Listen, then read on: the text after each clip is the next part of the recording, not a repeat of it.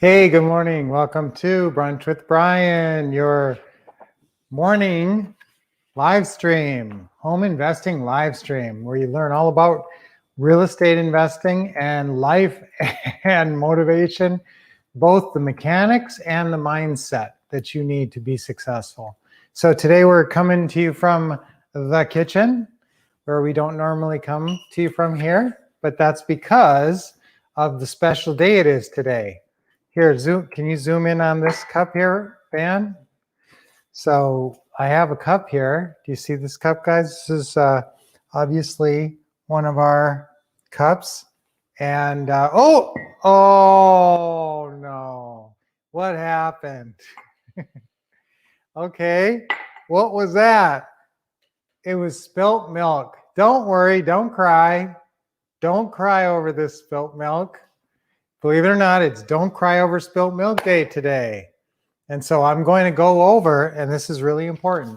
I actually have 8 steps to not crying over spilt milk.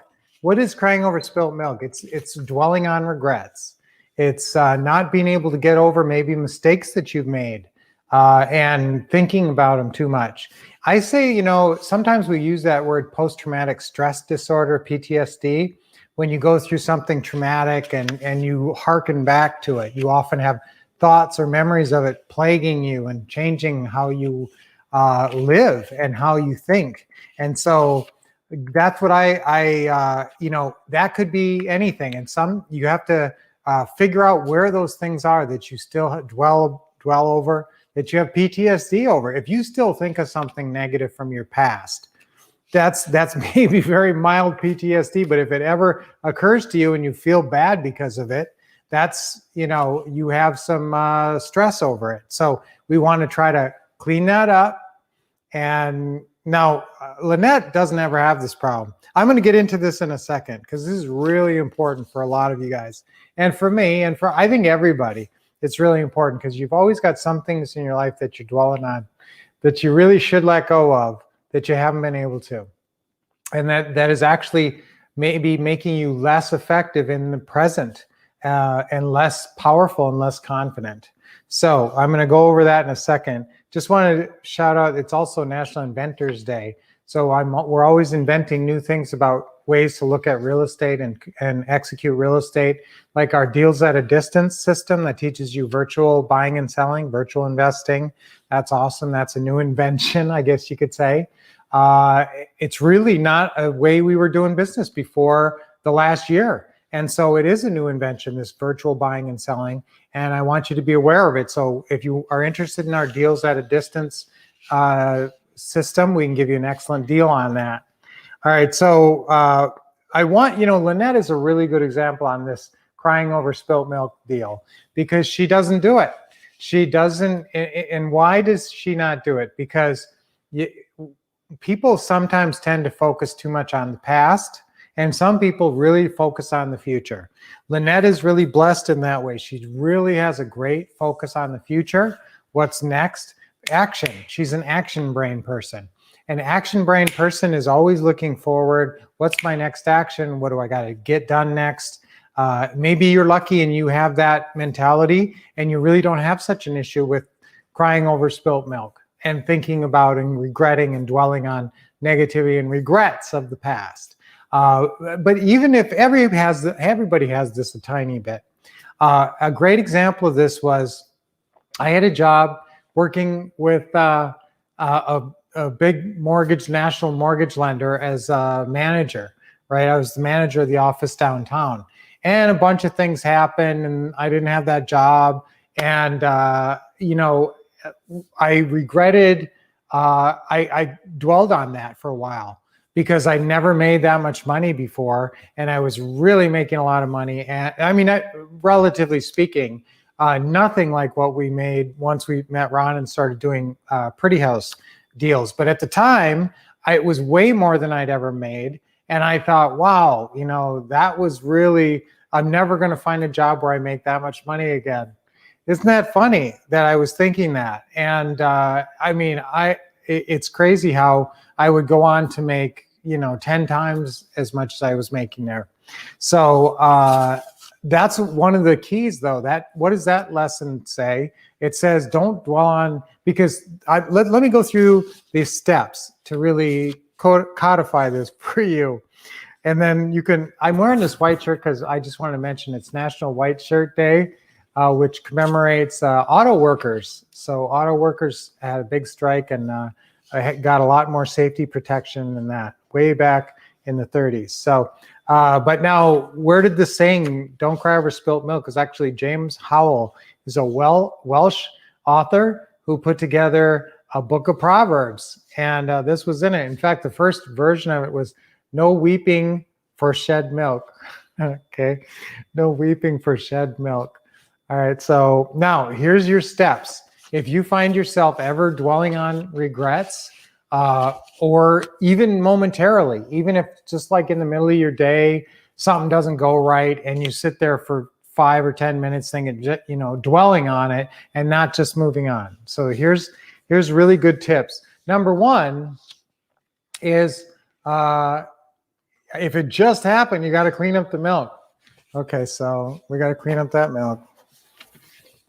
All right, then film the milk. Okay, so is the milk still spilt? Okay, if the milk is still spilt, see, you got to clean it up. So we got to clean up that spilt milk. I've actually got visual aids today. Okay, so we clean up the milk, right?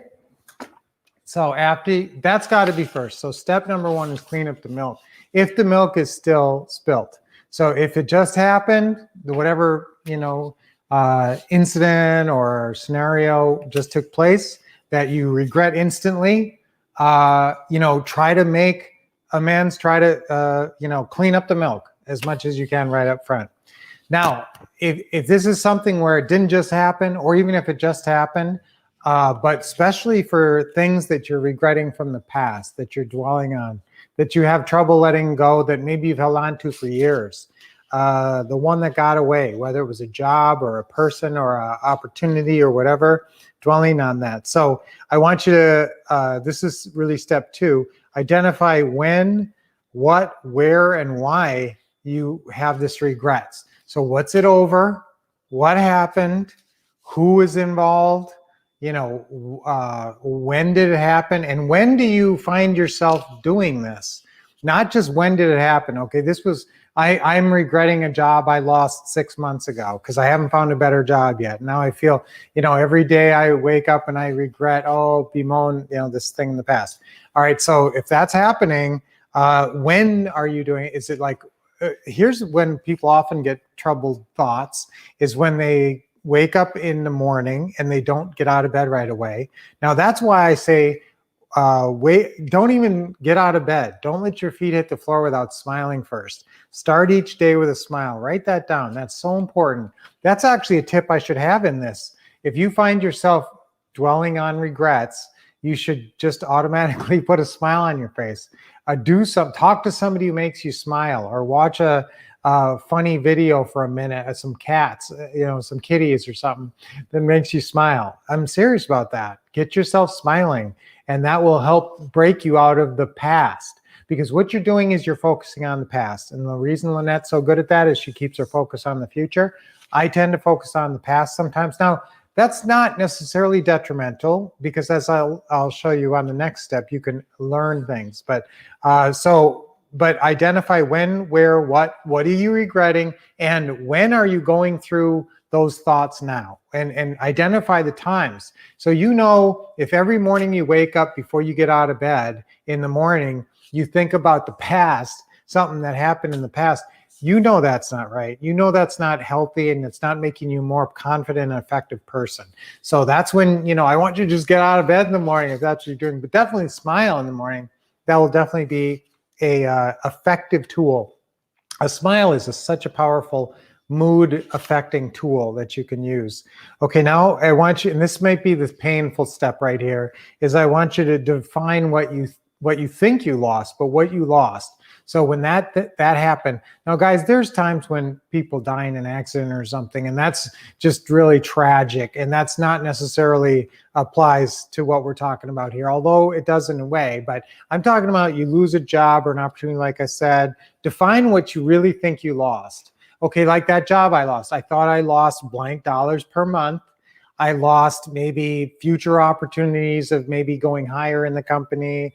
I was never built to be working in corporate America, though. I'll tell you, I'm not so good at certain things, paying, following strict orders and that. I'm a very free thinker, entrepreneurial type who likes to go my own way. And so it would have been very tough. Okay, see, now I'm already getting ahead of myself, because define what you lost, realize you could be wrong. Okay, write that down. So number 3, define what you lost, what you think you lost, and realize you could be wrong. Again, this could be a painful step. I mean, sometimes you really do. There is reason that you are crying over that spilt milk. You really lost something important to you. And sometimes that's really the case, and you just got to face it. You got to say, okay, this is what I lost, and I definitely lost those things. Okay, but remember now, I want you to think about it in another way and think, did I really lose those things? I mean, were those all things for sure? Like if I say, opportunity for future advancement. Okay, well, that's pretty nebulous. I don't know if that would have happened, or if something would have happened in 6 months, it would have taken me a different direction. Okay, so you can sometimes realize that, gee, all this time I kind of thought I lost that, but did I ever really even want that? And was that even a sure thing if things went that way? So a lot of times you start to realize I'm crying over something that maybe never was real, that maybe I never really had. Okay. And then the next step, number 4, I want you to look hard and find what you gained.